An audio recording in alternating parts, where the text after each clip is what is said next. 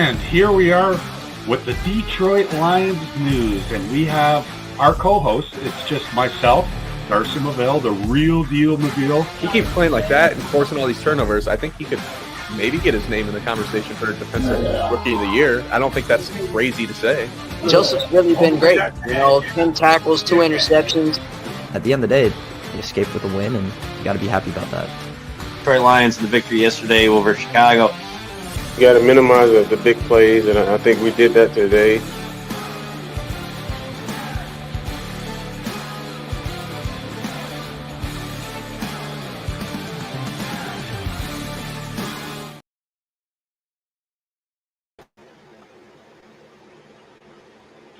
And welcome to the Detroit Lions news show. With a huge win against those Minnesota Vikings on this day of December 11th. This is our 6th episode. 34-23.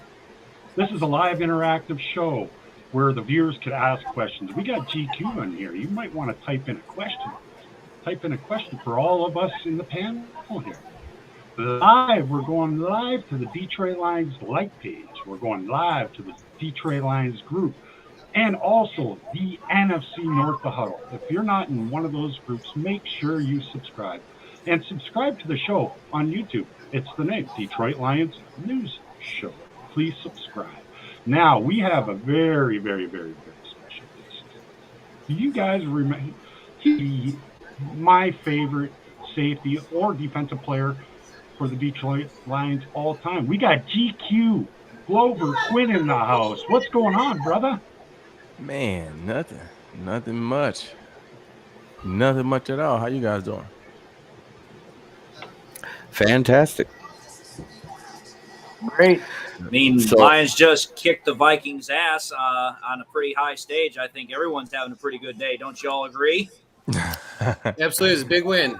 Big win for us today. Yeah. We do have a few comments to get to before we get to any subjects. Oh, okay. Well, let's introduce ourselves and your cause and everything. Let's start off with you, Jeremy. Well, I am Smoking Jeremy B. I'm a published editorialist for the South Florida Tribune.com. They own the paper, the Motor City Tribune. I write about the Detroit Lions. I also have my podcast, Kneecap Biting with Smoking Jeremy B. I also do this show with Darcy. And I also do a few shows with South Florida Tribune on YouTube as well. Fire Up Michigan, and we also do Inside the Pigskin. I also do with the Let's Talk Sports Network.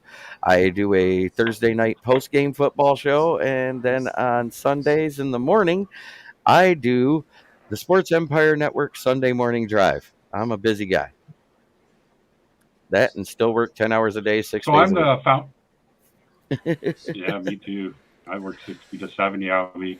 So I'm the founder of the Detroit Lions news group. I also am a main admin for the Detroit Lions like page, which is 29K and growing. Very passionate Lions fan. I'm a 8-year coach, won 4 times. Senior varsity coach, go to all the coaching clinics, get to meet former players like GQ. And it's a lot of fun. It's a lot of fun to talk about it there. My name is Will Rock. Will Rock. Hey, guys. My name is Will Rock. I'm probably the most boring one here. I don't have a podcast. I'm just a season ticket holder for the Lions for the last 20-plus years. So I'm an invested fan. One of my favorites of all time is on the show with us today, Glover Quin. Thanks for joining us today. It's always an honor and a pleasure to have one of the greats with us. So thank you much. And I'm excited to meet Mark today, too, for my first time.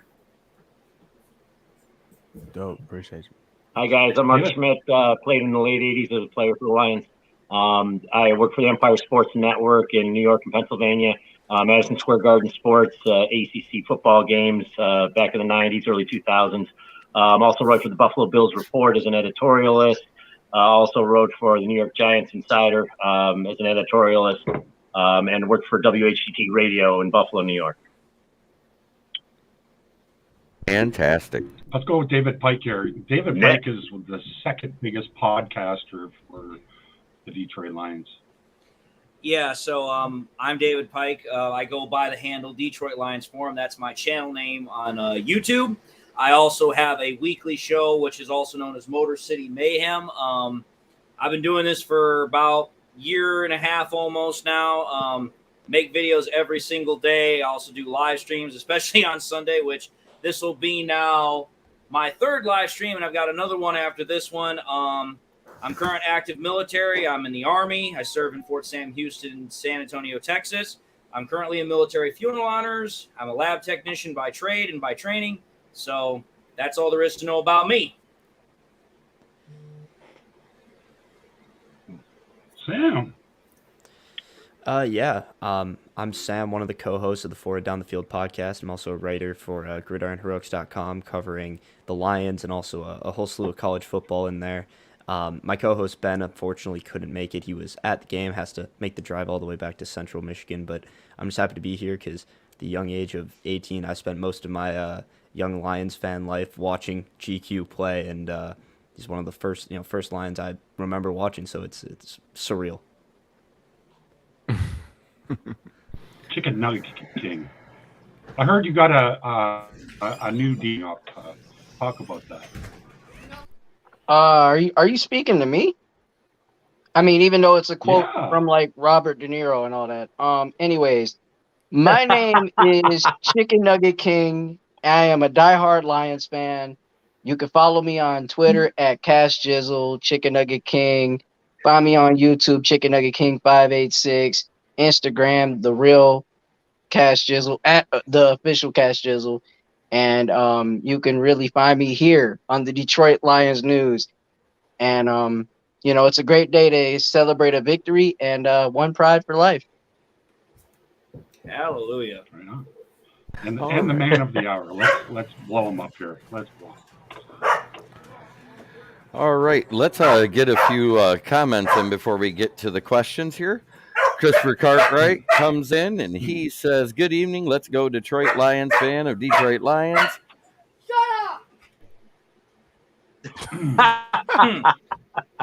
Man, what an awesome bit of input there. What's up, fellas? Huge team win. Needs serious CB help. Rounds 1 and 2 CB. Mark Malik. Gary Goodman says, "Go Lions." Facebook user says, "Let's get it, Detroit." Brian Three Cushion, "Hey guys." DC 8091 comes in and says, "Hell, I was about to email and Jeremy and ask what's taking so long." I was just on my live stream, so I told them to come over and watch the show, and they were waiting impatiently. Yep. Grandizer Victory Sunday. And DC 8091 says, "Oh shit, Mark effing Shmidt. Great, sir. Loved watching you play, man."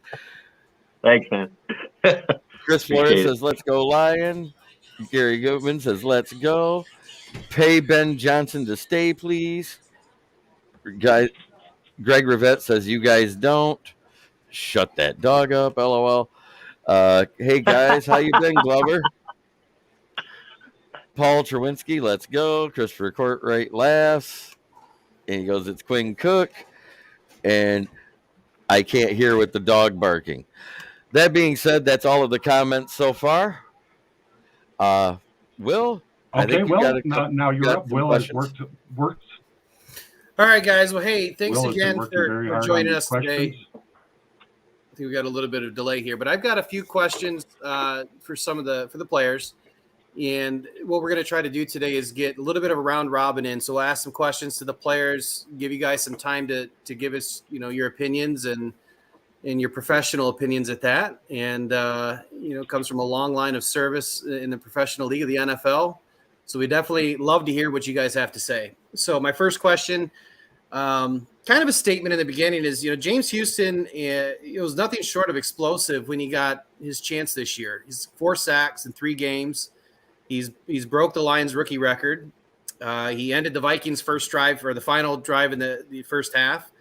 Then Hutchinson with a couple of sacks today, ending the Vikings drive early in the fourth. Both of these two combined played very solid the last 4 weeks. Question is, have the Lions, creating the 4 sacks today, 2 fumbles, and only allowing 22 yards rushing on the defense today, why is the Lions rushing defense working so well right now? And have the Lions found a pass rushing duo that could become one of the best in the league moving forward? Glover? Well, I don't think you want to jump to the best in the league right now. I think you want to just let guys be what they are. I mean, James Houston has 4 sacks, and that's great. He's been playing phenomenal and got inserted into the Lions defense, and you instantly seen, what he can do. Him being on the other side of Aiden allows both of those guys to be able to make plays, take pressure off each other. They slide the O-line one way, then the other guy gets a single, and you expect those guys to win those matchups. And so you've seen Aiden get sacked today. You've seen Houston get a sack today. So they're playing complementary football with each other on the defensive side of the ball. So that's good. It's going to take some time. Finish off this year strong. Come back next year before I think you can say they're top duos in the league. But they are looking really, really, really, really good. But I think when you talk about the Lions defense, when you play a lot of man coverage, which the Lions play a lot of man coverage, when you play a lot of man coverage, then you can go 8 men in the box. When you go 8 men in the box, well, now you always have an unblocked defender for the most part in the run game. And so they've put the pressure, on the secondary, and Jeff Okudah has played pretty good throughout the year. And so when you can play man-to-man and limit some of the big plays in the pass game, it allows you to be able to stop the run. And I think today what they did, they felt like, hey, we got to make sure that we shut everybody else down. Justin Jefferson may go for 200 yards. That's okay. We can't let Dalvin Cook go for 100 yards in the run game. We can't let Adam Thielen go for 80 yards in the passing game. We can't let Osgood get off and get 65 yards. Let Justin Jefferson, hey, he's going to be singled up sometime. He's going to be doubled sometime. He's going to have a chance to make some plays, and he made plays. They kept him out of the end zone, and then Dalvin Cook was a non-factor. Adam Thielen was a non-factor. Yeah, he had the one little touchdown, but he's a non-factor, and you can live with that. Yeah, you want to see him make more plays against Justin Jefferson, but at the end of the day, you go all out, you stop the run, eliminate Dalvin Cook, make it a one-person type of thing, Kirk Cousins looking for Justin Jefferson every play, and you find a way to get a couple sacks and make a couple plays, and you win the game. Awesome. Mark, do you have anything to add to that? Yeah, I do. I mean, I think it's a confidence thing that's just kind of coming, and Glover can attest to it. The team, all of a sudden you start to turn, you turn over a leaf, and you start to, there wasn't one game that I ever played in college or anywhere in the pros that I ever not knew what the point spread or having a general idea if we were favored or not. And I think Detroit is now just doing what they're expected to do. They were supposed to win today, and they won. And they're delivering on the things that they're supposed to do finally. And maybe it's too late, maybe it's not. They're right at that 50-50 point, and it depends on what other people do in the league right now. I think Houston's arrived. He's done pretty well. Hutchinson's been good right from the beginning. He's got 7 or 8 sacks on the season. I agree with Glover on that, though. They're not on a level of the Bosa's and some of the other guys, the real good pass rushers, Crosby and guys like that around the league. They're not there yet. And it's going to take some time for that. But I think the team is just gelling and just doing what they're supposed to do. And today they were supposed to win. They did that. I like what they're doing on the back end. Jefferson went off on them, but, like Glover said, it didn't really matter that much. Thielen had the touchdown, and, Hockenson didn't hurt him that badly. So, it's a good win. You're one win away from being 500. And, it's the defense is starting to gel a little bit. And one of the reasons why, let's face it, guys, football is all depends on the other side of the ball. And it's because Goff is playing so well. And that when he's playing well, it takes the stress off your defense. And that's exactly what's happening right now. Awesome. Thank you for that, Mark. Jeremy, who's our panelist to piggyback on this question? Or Darcy? You're muted. Really quick, I have a question here for Glover Quin, and he says, Glover, what's your professional opinion on the Curbinator? Oh, I mean, I like what Kirby's doing. I was talking on the on my podcast earlier today, and I was just saying, when you have a knack for being around the ball, good things generally happen. You can't recover a fumble if you're not around the ball. You can't catch tip passes or interceptions if you're not around the ball. And he has a knack for being around the football. And today, that play with Dalvin Cook happens in the backfield, but the safety is the one that's recovering the ball. That means he's seeing it, he's seeing what's happening, he's getting to the ball, and then he has the ball skills to be able to catch the ball, scoop the ball. People don't understand how hard it is to scoop a football running full speed in an NFL game. It is not as easy as people think, but he has the ability to be able to do that. We've seen him catch interceptions.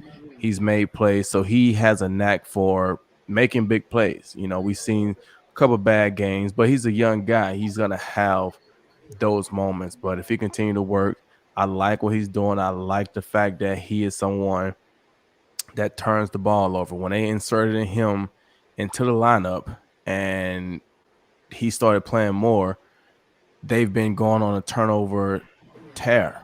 Starting from the Green Bay game when he had the 2 interceptions, and ever since then it's been contagious. Turnovers each and every week. But on the flip side, the offense hasn't been turning the ball over. So when you can win a turnover battle week in and week out, you're going to give yourself a chance to win the game. So I like what Kirby is doing. I think he has a bright future if he can stay healthy. Awesome. And I have one more question from Glover from the comments here. It says, Glover, who was the toughest receiver you ever played against, and who did you model your game after? Man, we talked about, well, I ain't gonna say we talked about this. I don't know who the toughest receiver I played against. When you play in the NFL, all these guys are good, man. And everybody's good in different reasons. When I was in Houston, we played against Detroit, and Calvin Johnson was there. When I was in, playing against Larry Fitzgerald, playing against, Odell Beckham, Antonio Brown, even the little guys, Deshaun Jackson, Julian, all these guys are good. And they're good for different reasons. I was the type of person, the bigger receivers didn't really bother me that much. Larry Fitzgerald didn't bother me as much because I can get my hands on him, and I was a physical corner, physical guy. Those guys didn't bother me. It was the little smaller, quick, fast guys that I couldn't get my hands on that were hard to cover. So if I sit here and say, Andrew Hawkins or Julian Edelman or Deshaun Jackson was some of the tougher guys for me to defend, everybody be like, oh, really? Yeah, because of my style and my body and how I played. But all those guys are good for how they play the game. And it's the NFL, man. Everybody's good. But who did I model my game after? I modeled my game after me. I didn't really have any one person because I was just, I don't know, I didn't feel like I was as fast or as athletic as so many of the defensive backs that we see and we know. I really had to rely on being physical and being smart. That was my biggest thing, just trying to be the smartest player on the field, knowing where the offense was going before they was going, knowing what the receivers and the tight ends were going to do, looking at them, reading their body language, looking at their eyes, trying to see if I can figure out any little thing. So I don't know exactly who I modeled my game after. I just watched a lot of good football players and tried to be the best that I could be. All right. And Will Vogel replied, thank you, Glover. Much respect. Huge fan of yours. Appreciate and Jameson Hennessy says, thank you for your time, effort, and leadership when you played here, Glover. Absolutely. Appreciate you guys. I am so glad we do not have the Matt Patricia era here anymore. I know that was a big part. A big part of why you left and was gone. He was a big part of that, along with quite a few other star players that was good coming out of that former regime. It was bad. Team. Yeah. Hey, Will, you got your questions? Yep. So those are all great answers, guys. Thank you. Are we going to take a panel question now from Sam or David or anybody else? Absolutely, Sam. Go ahead. Yeah, sure. So, Glover, being a safety yourself, and while we were just on the topic of Kirby Joseph, I wanted to ask, he is a converted corner, right? And so you talked about the ball skills that he naturally has. He's always around the ball making plays. But, again, being a converted corner and then switching over to safety his senior year of college and now being such a high, top 100 pick, how much of his game will evolve as he learns through veteran safeties like Deshaun Elliott, like Tracy Walker, who have been in the league for a couple years and have shown the ability to make plays, especially with high IQ ball. I mean, he'll evolve a lot. The thing about playing safety in the NFL, the most important thing about playing safety in the NFL is can you tackle? And one thing about tackling is being willing to tackle. So converting from a corner to a safety, you have to have some kind of physical mindset to want to tackle people. Yeah, you can catch interception and you can be around the ball, but you're going to have way more opportunities to tackle somebody than you're going to have to intercept the football. So that's one of the biggest things, and he's willing to do that. He'll throw his body in there. He'll try to do those things. So as he learns the game, as he gets more reps, when you're a corner and you can play safety, you have most of the times corners' ball skills are better than safeties. So if you can have the ball skills of a corner, but have the physical ability to be able to play safety, now you can be a cover safety in today's NFL. It's not the same NFL as it was back in the days when you wanted the big physical bruiser type of guys. You want guys who can cover, who can match up in the slots, who can cover these tight ends, who can cover these running backs out the backfield. You want guys that can do a lot of different things for you and make plays. That's what it's about. It's about making plays, getting turnovers and things like that. And so as he learns, gets more reps, he'll see things and his ability will be able to, show more, because not only will he just be playing with his ability, he'll be playing with his mind and his experience, and he'll see things a whole lot faster, a whole lot quicker, and be able to make a whole lot more plays. Awesome. So my next question. My next question for the Lions pros here is, our offense is playing hot right now. Some of the best football we've seen in quite a long time. Today, the O-line kept Goff's jersey pretty clean. No sacks given up. 330 yards passing through the air, 134 yards on the ground. What is working for this offense in 2022 that is such a drastic turnaround from 2021? We're averaging more than 7 points per game over last year. So what's our big turnaround? What's working for us? I think the big turnaround right now would be that the play. Go ahead. I'm sorry. Go ahead. In the beginning of the year, it was a tale of two halves. The offense would show up or the defense wouldn't show. Now we're playing Dan Campbell style, trench running, hitting the gaps, blocking, tackling. We're playing more of a complete game, and you're seeing it. We're not having to go for it more on fourth downs. We're playing consistent football. We run for 134 yards. We shut them down. Like Glover and Mark will tell you, the first thing you need to do, your game plan is to shut down the run. And they do that. They've been doing that the last 2 weeks. They did that against Saquon. They're doing their job.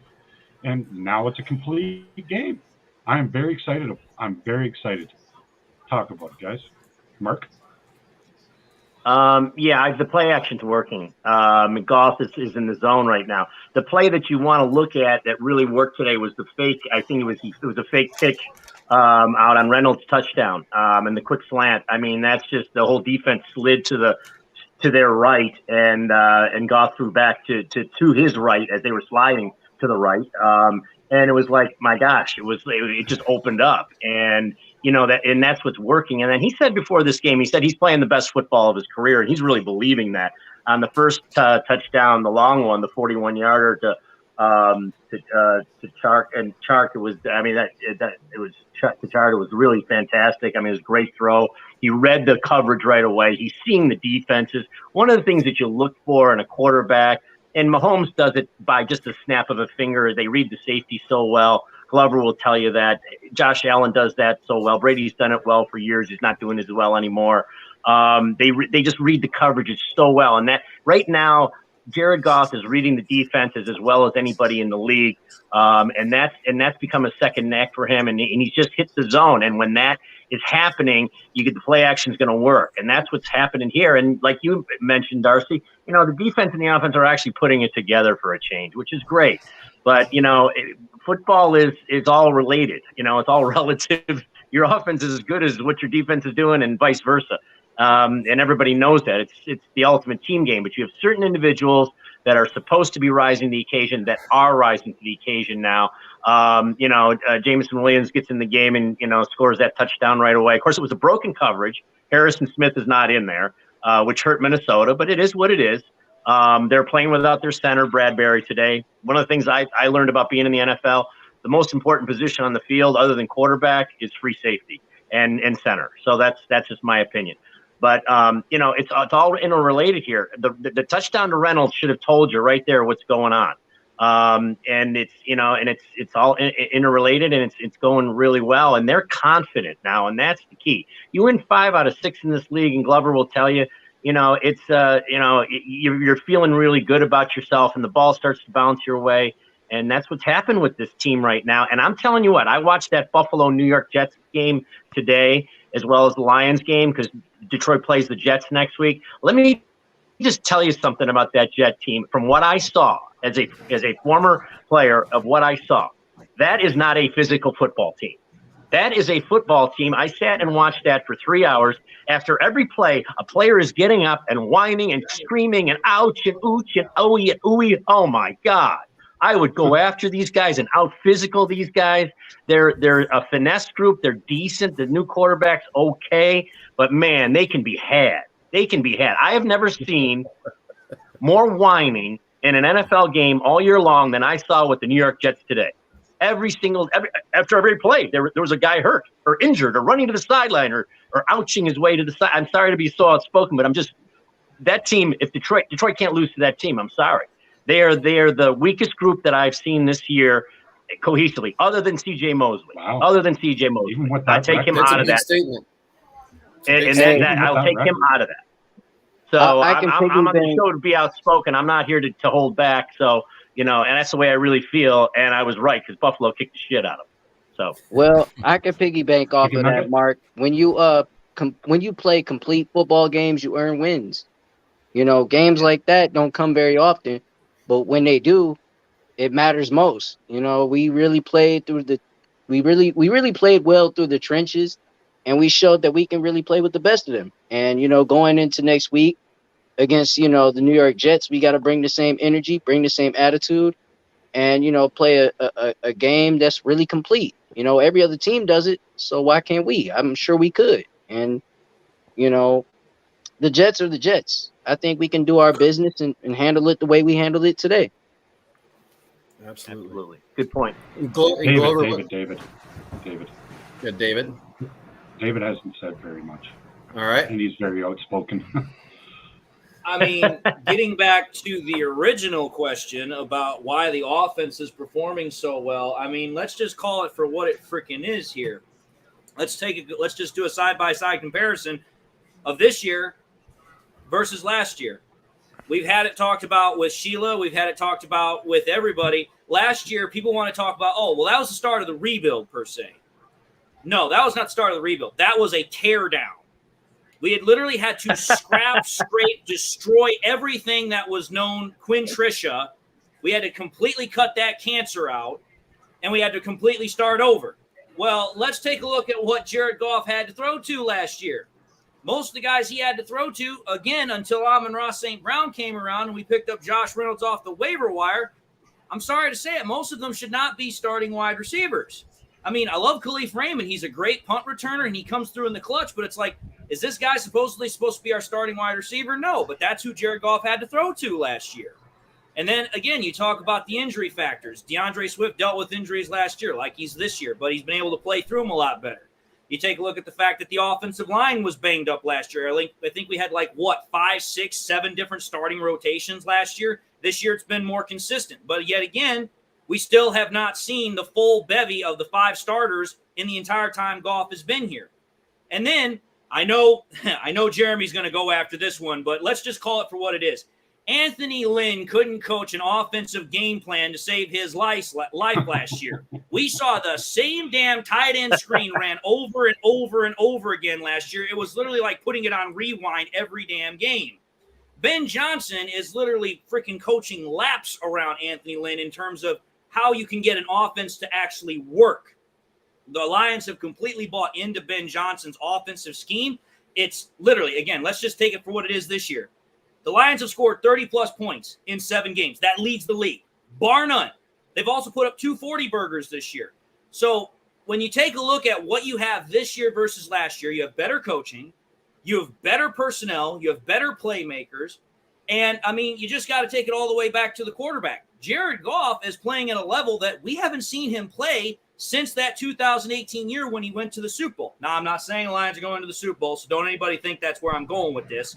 I'm just simply saying Jared Goff is playing at a level that is very similar to that in terms of production, in terms of stats, in terms of what we're seeing on the field. So to answer that question, I think that is why this Lions offense is able to produce and actually put up the numbers and the points that we're seeing week in and week out the last couple of weeks. That's my answer. All right. Yeah. It's we'll a go with piggyback Sam. off We'll go of with that. Sam. Hang on. Oh. We'll go with Sam. We'll go with Sam, and then you read your comments and go. Wanted to piggyback off of that because he specifically mentioned me, but that's okay. Okay, you go. Go for it. And then Sam. You're absolutely right, David. Anthony Lynn, he looked like he was coaching for a team that had Tyrod Taylor, and that's not Goff's strengths. Goff's strengths is play action passing, hitting wide receivers with separation, which through the first 10 weeks, because of the poor play calling, the Lions were dead last in wide receiver separation. Everybody that we expected to be on the roster was either hurt or cut at the beginning of the season. You know, Quintus Cephas, who was starting to emerge as a good target because he was the most solid target that Goff had in Lynn's offense until he got hurt versus the Vikings. After that, the passing game disappeared, and anybody that expected an offense that can't pass the ball and could barely run the ball because Swift and Williams was going down every other game or every other play, it's hard to make anything happen. Hard to make plays when your playmakers aren't on the field. Absolutely. Yeah, I mean, I don't want to comment too much because we have talked about this subject quite a bit now, but I will say that, you know, there is such a mental side of the game. We've talked about this on our show when Mark came on because we talked about confidence leading to wins and also playing simply playing to win, playing hard can sometimes cause you to lose games because you're overthinking a lot of different stuff. And I think right now with Detroit, there's chemistry being created that it was hard to create last season because of the fact that there was such a cycle of receivers coming in and the coaching staff was brand new. The quarterback situation was a brand new situation. It's a tough adjustment. Now there's been a year and a half to settle in, to find the tools, to work with this playbook. And so they've had weapons on this roster. They have the best O-line in football, or one of the best O-lines in football. They're simply just executing, and that's also a different thing compared to the beginning of the season when a lot of the times they were coming up short because they couldn't. There would be one cog in the whole machine that would go wrong, and that causes a breakdown, especially on offense when you need almost everything to go right to execute every single play. Absolutely. Great answers. And Mr. Glover Quin, would you like to piggyback off of any of that? I mean, I think everybody's saying really good points about what the Lions are doing, where they are offensively. Jared Goff, having better coaching, better playmakers this year, another year in the system. All those different things go into playing well. And, you know, like Mark said, the confidence. When you start winning games and you can win multiple games in a row, you just start to feel better. You start to prepare better. You just go into a game. It's a difference when you go into a game and you expect to win, or when you go into a game and you're hoping that the ball goes right early so you kind of stay in the game and try to win, right? So there's a big difference in all those different things. You know what I'm saying? When you expect to win the game, and today they were favored to beat the Vikings, and I feel like they knew that they could beat the Vikings. They should have beat the Vikings the first time they played. But they suffered a lot of injuries in that game. If you remember back to that, Amon didn't play a great game. He got hurt. That's the game he hurt his ankle, broke his eight catch game streak. That's the game I think we lost Tracy Walker. That's the game that DeAndre Swift was hurt. Like, we lost a lot of guys in that first Minnesota game, and we still should have won. So I think they knew that we could beat Minnesota, and they came out and played a great game.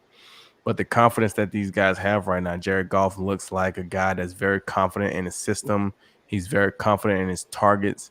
The guys that he's targeting, yes, Amon-Ra St. Brown is probably the top guy, but they don't have any guys that you would look at nationally, not locally, but nationally, like the worldwide, nationally, as like a superstar. But as a group, they play well. You know what I'm saying? Getting Jameson Williams into the action today, early in the game with a deep touchdown. DJ Chark coming back with another touchdown. Josh Reynolds getting a touchdown. Amon didn't get in the end zone, but just catching 6 catches over 60 or 70 yards. That's averaging a first down every single catch. So being able to be a good third down blanket, for the quarterback, easy throws, convert first down, stay on the field, keep the offense out there, and the other guys get touchdowns. You know what I'm saying? So to have 3 guys from the receiving core, Josh Reynolds, DJ Chark, and Jameson Williams get touchdowns, that's huge. So Jared Goff is confident in what he's seeing. He's reading it well, like it was mentioned earlier. He's throwing the ball confidently. He loves the running game that they have with Jamal Williams and DeAndre Swift. The offensive line was a big thing going into the season. Just how big they were, how physical they were, and then we seen that they can even catch passes today with Penei Sewell catching the pass out in the flats. So those guys are rolling offensively. Like you said, Ben Johnson, so much more that he's doing, getting everybody involved than what Anthony Lynn was doing last year. And then defensively, they're doing enough to hold up. And they've played so much man-to-man coverage. So they're Jeff Okudah, I know he won't get it, but Jeff Okudah's emergence as a decent to good number 1 corner gives you the ability to say, okay, we can go man and stop the run. And when you can do that, you can take away the run game. So you see them be able to take away Saquon Barkley, take away Dalvin Cook. When you can do that, you can live with a couple plays in the passing game if you can take away the run game. And so Jeff Okudah's emergence on the on the defensive side, and then you throw in Houston and Hutchinson getting after the quarterback. Those guys are playing well right now. They're confident right now. They had their injuries early. And when you look at over the course of history, this is the time that you want to be playing well. Absolutely. Their playoff, their playoffs has started. And this is the time that you want to be playing well. You go all the way back to the 2007 New York Giants. I think they were 9-17, but they had to win the last 3 or 4 games just to make the playoffs. So their playoffs started early. They were playing meaningful football games in December to get a chance to go to the playoffs. And they just rolled their hot streak all the way to the Super Bowl and beat the 17-0 New England Patriots that hadn't even lost the game. So, like it was mentioned earlier, I'm not saying that the Lions are going to go to the Super Bowl, but I think when you look at the course of history, you want to be playing your best football at this time. Everybody goes through injuries at some point, and that's what scares me about the Philadelphia Eagles, because they've been pretty solid all year. But we all know that this is the National Football League and things happen. So you will hate for their injuries and their things to start to happen right now. The Lions dealt with theirs early. They weathered the storm. Yes, they lost some games, but they won the right games, and now they have a chance, being that now they're healthy. Their bodies is in season shape, right? They've played plenty of games, plenty of reps. They're in shape now to play, and they're playing their best football in December. So these next 4 games, I wouldn't be surprised if the Lions run the table and get to 10-7 and be in the playoffs. Well, that would be an incredible feat to happen for the Lions this season. Glover, I just have one other question for you. You guys have pretty much answered everything that I put together today, so it's pretty amazing. Kind of piggybacking off of Okuda's meteoric rise this season, do you feel that the Lions need to add another corner, heading into next season, given the fact that Okuda's contract's going to be coming up in end of 2023? Walker took a nasty injury this year. Granted, he plays the back end. But Amani, not sure what happened to him this year. So what's your feelings on the Lions taking another corner in the next draft or picking someone up in the offseason to continue to strengthen that part of our defense for 2023? Well, I'm a defensive back, so I'm going to be the first one to say, and I'm sure every offensive line coach, I'm sure every defensive line coach, I'm sure every receiver coach would say the same exact thing that I'm going to say right now. So as a defensive back, I'm going to say you can never have too many good defensive backs. Point blank, period, D end. So if a corner is what they feel like they need to go to the next level, which I do feel like they need another corner on the opposite side of Jeff Okudah. Mike Hughes is not an outside corner. He's made his bread. He's made his money in the NFL as a nickel corner starting back in Minnesota, actually. So I do think they need someone that's on the other side. They thought Amani was the guy coming off a Pro Bowl or alternate or whatever he was last year, caught 6 interceptions. But he just hasn't been the same guy this year. I saw it back in training camp. I went out there and watched those guys. And when I left there, I didn't want to make any comments on it because I had only saw a couple of days of practice. But I kept mentioning that I saw some things that I really didn't like. And then those things kept happening throughout the season. And now Amani hasn't even been in the starting. He hasn't been playing. And then he get in the game today. And I'm just like, my goodness. I'm glad he was only out there for a limited time because it was like they were going right after him when he was in the game. So I definitely think that if the opportunity is there, they should add a corner. But I think they need, honestly, I think what those guys need in Detroit is they need a good young veteran, right? And I know that's probably what an oxymoron, what they call it when you say a young veteran. But I mean, like a young guy with experience. You're talking like a guy that's been good, but he's going into his second contract. Somebody they're willing to pay some money for, to have him here for a while, to actually be a leader that can actually provide good play at the same time, instead of a guy that's at the tail end of his career and can't do anything. Right. They need someone that has been successful in this league. He understands how to play. He understands how to prepare. Because if you look at it, a lot of those guys in the Lions secondary right now, who have they had to learn from? Nobody. When Jeff Okudah got there, they traded Darius Slay. He wasn't there with Jeff Okudah. Right. So what corner has Jeff Okudah? What veteran corner has Jeff Okudah had to learn from? When Marcus Trufant, when Trufant went there, he wasn't going there to be a leader. He was going there to try to get some money. 1-year deal. I'm just trying to play and whatever, right? What corner has been there for Jeff Okudah to say, I'm going to take you under my wing and I'm going to teach you how to be a great player. You got great ability. I need to teach you how to play the game. Absolutely. When you look at even when you look at Tracy Walker, right? Yeah. I had 1 year with Tracy, and then Quandre got traded the next year. Mm-hmm. So for the most part, Tracy has been trying to figure it out on his own. And doing decent at it with natural talent and what he's learned just by playing. Right. It's so the at the end of the with day, Jeff Okudah. Yeah. So you need to get a young guy who's, like they said, is going into their second contract, which would be, and I'm not trying to toot my own horn, but it would be equivalent to what they got when they got me. I was I was a 23-year-old rookie, so I did my full time in college.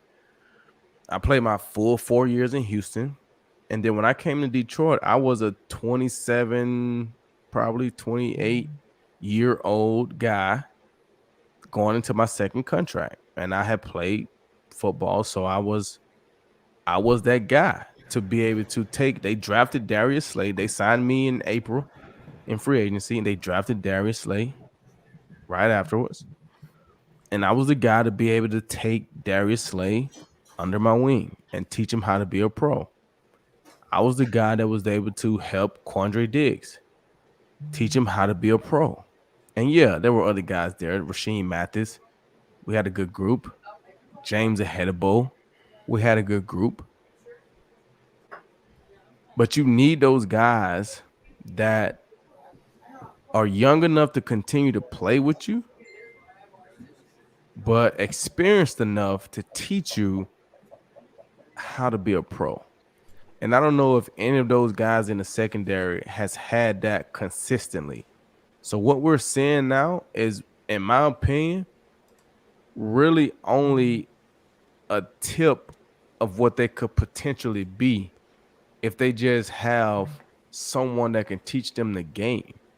Not from a not from a coach's standpoint, but from a player standpoint. Because the coach is going to say one thing. The player is going to tell you, hey, man, this is how this is going to play out in the game. Coach saying it's going to be like this. But in the game, it's going to be like this. In the game, it's going to be 80,000 people screaming. So you're going to have to understand my body. You need to learn my body language. My signal. Like when you can't hear me talking to you. So you got to know what I'm thinking just by seeing my body. Right. Those are things that the coach can't really teach you. That's player to player being in the fire with those guys. And I think they need that. So I wouldn't say necessarily they need to use the first round pick to get a good corner. They need to use free agency money to go and sign a good guy. They don't have to be the top guy. I wasn't the top safety when I came out, and I was a free agent. But I fit what the Detroit Lions needed at that time. So Absolutely. I'm not saying you got to go spend $25 million a year for a corner or a safety. But you need to find that guy that you respect, that you think is smart, a great leader, got good experience, has been on some good football teams, understand what it takes, how to play the game, and get him in the room with those young guys. I kind of said that when we drafted Okudah, that it would have made more sense to draft Okudah if we had Darius Slay here.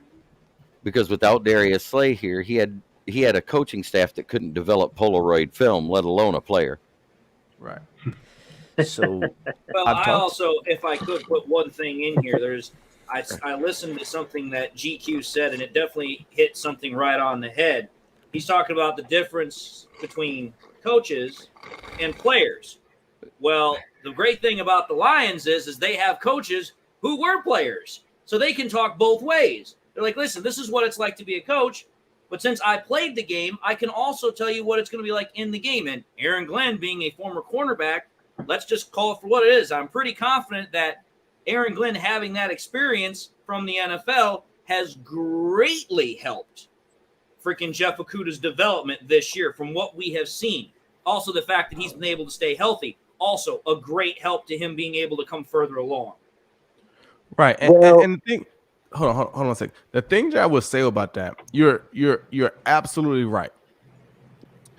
The thing that we have to be careful of is the connection, though, between the players and the coaches. And what I mean is this right here. Jeff Okudah don't know Aaron Glenn as a football player. I'm gonna be honest with you.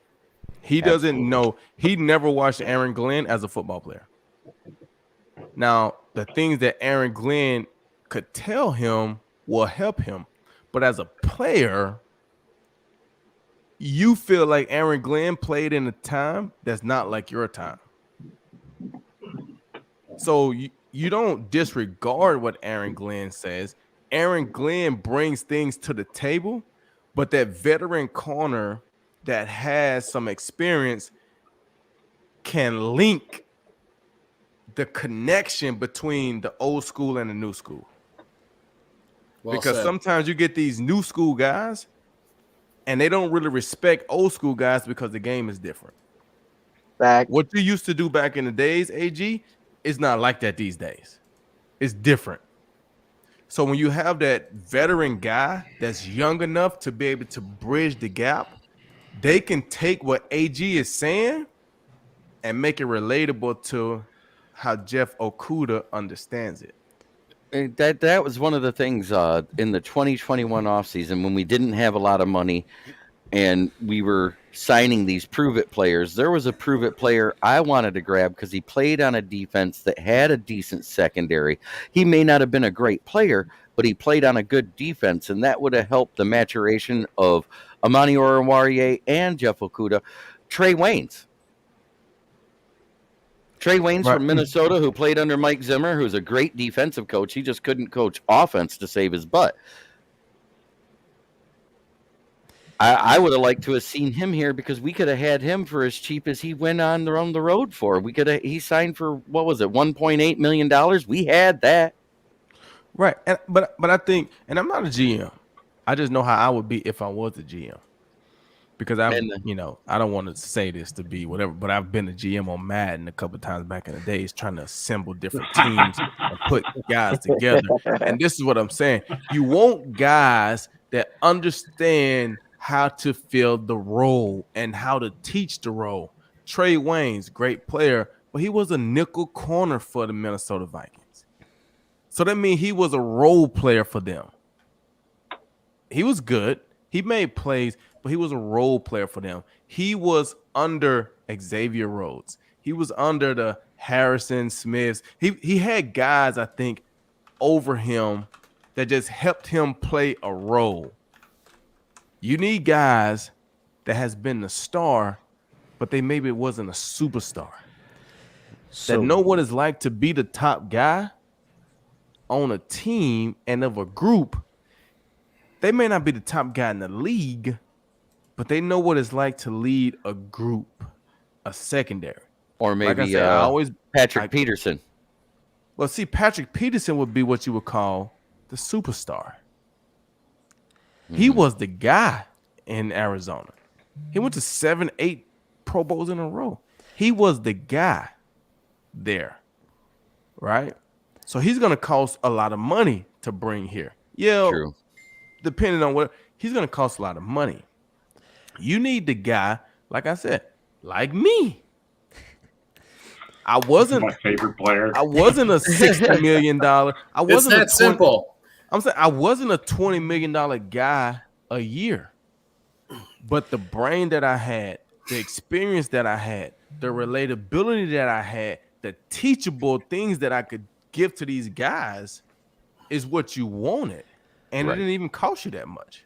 So then would you be in favor of going after a free agent corner like Jonathan Jones or Byron Murphy, who are guys who are playing really well this season and are playing really crucial roles for their teams? Like specifically Jonathan Jones is on a tear this year for the Patriots, but he's a guy that you can get for under $10 million a year. He's only 29 and he's young, but he also has that experience that would translate really well to an outside corner like Jeff Okudah, who plays with a lot of length and a lot of physicality.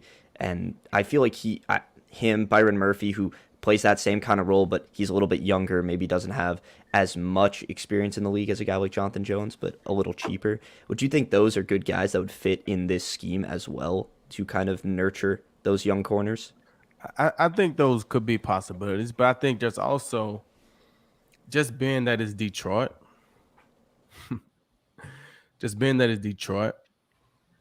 there's also another caveat that has to go into it. You have to find the right person. You have to find the right guy that's humble enough, that respects the game enough, that's willing to do. Because sometimes you get these guys who on the surface level, they fit the role. but in real life, they feel like they're bigger than Detroit. They big time. I'm from LA. I played for Arizona. I played for the Cowboys. I played for they're big time. So going to Detroit is like a downgrade, right? You get some first round draft picks. Like Aiden Hutchinson loves it in Detroit. He's from there. But you get some of these guys who are not from Detroit. And they get drafted there early. And they just like, bro, I didn't want to come to Detroit. And they tough it out and they try to do the right thing. But deep down inside, they don't even want to be in Detroit because they feel like they're bigger and better than Detroit. So you need to find that guy like an Aiden Hutchinson that wants to be there. Not just because he's from there, because he just loves the opportunity. He loves the challenge. He don't care where it's at. You say that you said something key right there, and it made me think of one player that was there when you were there that we drafted just before you got there. Who? Ndamukong Suh. Yeah. You didn't want to be there. As soon as you said it, said it, that's the name that popped in my head. Right. You know, and Suh was a great player. Right. But he probably could have been more. You see what I'm saying? It's hard. You got to find the right guy. And like I said, I'm not trying to continue to toot my own horn, but I feel like my background and where I came from as a kid, coming from Summit, Mississippi, going to JUCO route, going all the way to Albuquerque, New Mexico, getting drafted as a 4th rounder, I was excited and appreciative of every opportunity that I got.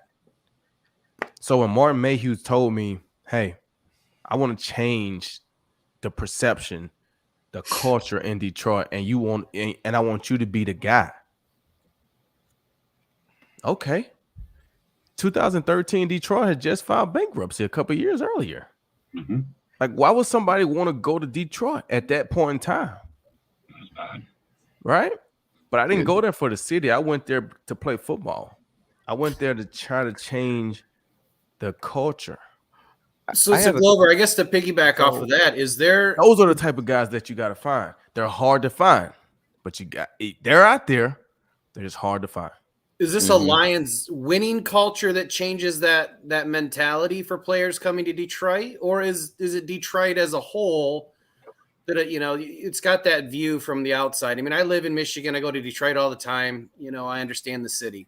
But is this a culture thing, not so much in the house of Allen Park, but is it a culture thing of if we start picking up wins, that you're going to see more players want to come to Detroit because of this culture that Campbell and Holmes, are building within Allen Park that is starting to spread like wildfire and catching some national media for once? What do you think about that? I think it's a mixture of both. I think you got to have a good program, but I think the city, the way it's viewed nationally, like the people in Detroit, the business people, the money makers, the marketers, they got to market Detroit different nationally. Because when you're from Michigan, you understand what it's like to be a Michigander, whatever you want to call it. Michigander. You understand what that's like. You take pride in that. When you're not from Michigan, you don't hear anything about any other city really in Michigan than Detroit. You don't really hear a lot about Ann Arbor unless you're watching the Michigan Wolverines. You don't hear anything about Flint unless it's the water crisis, right? Like, what do you hear positive about any other city in Michigan? You don't. It's pretty much right. Other than the DeVosses in Grand Rapids, because they have some connections in politics, you don't hear anything. Right, but so that's what I'm saying. Nationally, if you're not in politics, you don't even hear about it. I don't even know who that is. You don't know, right? So nationally, all you hear about is Detroit, and then you hear about the negative things of Detroit: bankruptcy, murders, crime, like not a great, like those are the things that you hear about when you hear about Detroit. Exactly. So if you're a young football player, you don't know a lot of positive things about Detroit. So when you hear, and as a football team, they haven't been great lately, right? So as a player, when you hear Detroit wants to draft you, you're like, oh, bro, I don't want to go to Detroit. It's not safe out there. They suck. Like, I don't want to go to Detroit, right? Aiden Hutchinson wants to come to Detroit because he's from there. He understands. He's been there. He knows. But I'm talking from a national standpoint. People that don't have a background in Michigan, they'll want to go to Dallas. They talk about Dallas all the time. They want to go to Miami. They talk about that all the time. They want to go to LA. They talk about that all the time. They talk about the great things about those places. Those places got bad place areas too. Exactly. They talk about Houston. They talk about Houston all the time. They talk about Atlanta. That's a fun city. I'm a young guy. I got some money. I want to go to Atlanta. Exactly. Nobody talks about going to Detroit. And then Quinn Cook asks, we kind of covered the DC and Glenn turning the ship around, but the thoughts on St. Brown and Jamison Williams? I think you look at Amon-Ra St. Brown. He's one of those guys. That's what I'm talking about. And I don't say this just because we had the same number, but he's a 4th-round draft pick. He's drafted number 112. I was drafted number 112, but he has a chip on his shoulder, right? He's a good football player. He is not what the league nationally would call a superstar, but he's a really, really, really good football player. He understands the game. He works really hard. He's like one of those guys that I'm saying the Lions need to find to bring in for a cornerback or exactly. I knew that's where you were going with this statement there. I just felt it. That type of guy that loves to play, got a chip on his shoulder, had to fight to earn everything that he got in this league. He's a 4th-round draft pick. He wasn't a 1st-rounder. He just loves to play the game. Yep. So, Glover, for all of the fans out there that will see this, what was your experience in Detroit? So I had a great time in Detroit. There was a lot of negativity that surrounds Detroit, but I think once you get there and the people that know Detroit well enough and the outer limits of Detroit, it's a phenomenal city. It's a thriving city. It's a changing city. Yeah, what was your experience? It's changed a lot. Can I piggyback on? And as me being Canadian, did you ever go across the border? I always wondered. No, I never made it across the border, but I stood at the river and looked across. I never actually went across, but I would say Detroit changed a lot. Even in my time there, it changed a lot. Dan Gilbert came out. He bought a lot of different things. He changed downtown. They made downtown safer, probably one of the safest areas out there, right? So they got a lot of cool things going on downtown. Right now it's wintertime, so I know they got the skating rink lit up, beautiful. The lights, like making it really, really, really, really pretty. But I had a great time in Detroit. But when people ask me about Detroit, I tell people I had a great time. I lived in Troy. I'm not going to lie. I lived in Troy for the first 5 years that I was there. And then I moved to Birmingham the last year that I was there, which is not a very far move. But I went out there to go to work. I didn't go out there to party or to live what America thinks is an NFL life. I went out there to go to work. So I don't know what the nightlife is like in Detroit. I didn't do that. I don't know what a lot of those other things are like in Detroit. I didn't do that. But I do know that the fans, the people, the city, the hard work and the culture, that's Detroit. I didn't experience the crime. I don't think I had any crime happen to me the whole time I was in Detroit. Nobody ever broke into my vehicle. Nobody ever tried to rob me. Nobody ever, like every interaction that I had with a fan in Detroit was amazing. If I was out at dinner, it was amazing. So I don't have any bad things to say about Detroit. Hence why I still have love for Detroit and the fans to this day. That's why I do the podcast for the Detroit to this day, because I had a good time in Detroit. Detroit changed my life. That's awesome to hear. I don't have much more to say other than if there's any, charitable causes, your podcast, I listen to Believe. If there's anything you'd like to plug while you're here, and then if anybody else on the panel has questions for Glover, I don't know how much time we have left, but that's all I had. Glover, you've been a very special person in my life watching Lions football, so thank you for coming on today. I'm new to this whole thing, so thanks for answering my questions. You've been an absolute blast. That's all I have. The rest is on you guys. Well, Glover, you said everything right on the money, man. Detroit is a rising city, man. And seeing that the fans, seeing that we're very loyal, we're very respectful, we care, and we want to win just as much as you guys do.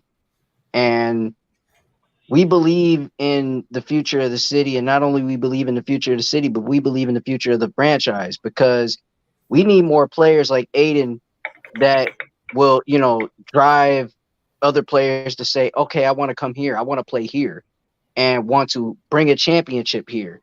And it's not enough players out there that want to be here, but we need to rise that up a lot more, because the way you spoke on that just really tells us that we need more hard workers and more people that really want to come here and help and, rise us to the top, rise us to the highest occasion. So, thank you, GQ, for, letting it be known that Detroit is a place that you got to come and bring that hard work and bring that grit to, because the Pistons show it, why not the Lions? They can show it too. So when wearing that uniform and when you put on that helmet, you go to work, you grit, you grind, and you show it, and the city will be behind you. So that's what really emphasizes what we are and what we will be, down the line in the future.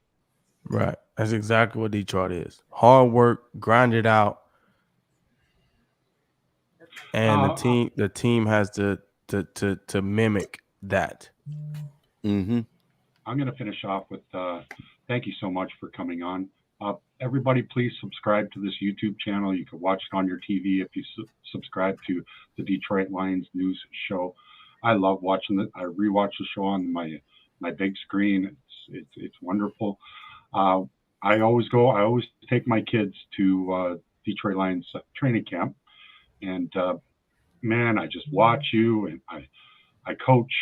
Like, I love Jim Caldwell. I think they did him wrong. I coach a lot like Jim Caldwell, and it was an honor for you to be on our show here. God bless you. Sam, if you want to say something, then Jeremy can finish off, and then we'll finish off with GQ to turn it off, and we'll end the broadcast. Yeah, I mean, it's, as I said before we even started this, it was surreal to be on a show with a guy I grew up, still, I watch highlights of those games, and I grew up watching. So these are the teams that got me into football and getting me into doing what I'm doing right now and pursuing this. So I want to, thank all of you for the opportunity to be here. Go check out the Forward Down the Field podcast. My co-host Ben was texting me throughout this, would have loved to be here, but driving home from the Lions game, he's lucky enough to be there. But yeah, GQ, this was awesome. Thank you, and we'd love to get you on our show sometime. But for now, this is great, and you guys should all follow the Detroit Lions News Show as well, because Darcy's constantly putting together great stuff to watch. Jeremy. All right. I want to apologize to a lot of the commenters, because some of the comments, the questions that were asked, they didn't have a simple answer. So Glover Quin had to go into detail, and I get that, because that's what he is. He's a detail-oriented guy. That's what I saw when he played here. He played with passion. He played with heart. He actually wanted to be here until he realized the coaching staff didn't want him to be here. And I still don't get that move at all, because if he'd have been here, a lot more players would have been a lot better off. But like I said, I want to thank everybody for watching. I want to thank everybody for listening. There's some that will listen to it rather than watch it because they're driving down the road. I saw one guy said he was truck driving tonight after watching the game. So kudos to those that keep America moving, and that's the truck drivers. They get all that. Kudos to the people that break their back every day. Thank you. And the thing that I like to close with every show, is try every day to be a better person than you were the day before, because it's the only way to make the world a better place. It starts from within yourself. Okay, GQ, finish her off, and then we'll sign off on our sixth edition of the Detroit Lions News Show. Please subscribe. Man, I appreciate you guys having me on, man. I mean, I think doing the Detroit Lions show, the fans out there are passionate, one of a kind. And so appreciate the work that you guys doing. Appreciate you guys having me on. I do Believe in Lions podcast on the Believe Network with my co-host Jack Kavanaugh, who's actually from Canada as well. And we talk pre-game, post-game. We do a preview show some point in the week before the next game, and then we talk today already after the game. But I just want to say, like, Detroit is a great city, man. I got love for Detroit. Something about the people out there that I just loved.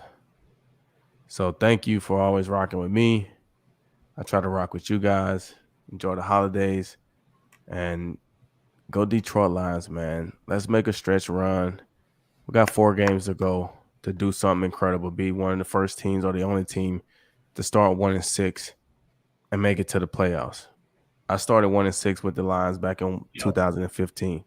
Mm-hmm. And we were 1 game from possibly making the playoffs, and it was the Hail Mary game that we had Green Bay beat the entire game. Richard Rodgers. Jeez. And they catch a Hail Mary. That was a tough one. I ran in my closet and cried. Yeah, we lose that game because I truly believe if we win that game, we go to St. Louis and we beat the Rams the next week and give us a chance. But by losing that game, then we go to St. Louis and we lose, and our season's over with. So this team right here, you could be one of the first teams, maybe the first team, only team to start 1-6 and make the playoffs. You have what it takes. You got the staff. You got the players. You're healthy now. You're playing really well. You're confident. Let's make a run. Let's support these guys. Let's get behind these guys. Let's continue to show up and go Detroit. See, there was another upstart team that didn't quite start like this, but they had a bad record. I think they were 2-6 at the time, and they went on all the way to the Super Bowl and win it, and that was the 1999 Kurt Warner-led Rams. Yep. Mm-hmm. Well, thank you so much, Glover. Thank you again.